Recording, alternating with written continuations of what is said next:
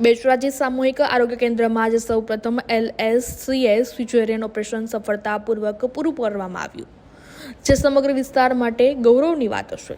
આ આરોગ્ય કેન્દ્ર દર માસે 20થી વધુ નોર્મલ ડિલિવરી કરાવે છે અને આસપાસના જિલ્લામાં રહેલા લાભાર્થીઓ માટે પણ આરોગ્ય સેવાઓ પૂરી પાડે છે.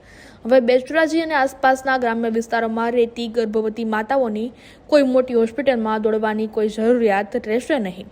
સ્થાનિક સ્તરે જ સુરક્ષિત માતૃત્વ સેવા ઉપલબ્ધ થવી એ જાહેર આરોગ્ય ક્ષેત્રમાં એક મોટું પગલું છે. આ સફળતા આરોગ્ય વિભાગની ટીમ, ડોક્ટરો, નર્સિંગ સ્ટાફ અને તમામ કર્મચારીઓના અથાગ પરિશ્રમ અને સમર્પણના કારણે શક્ય બની છે.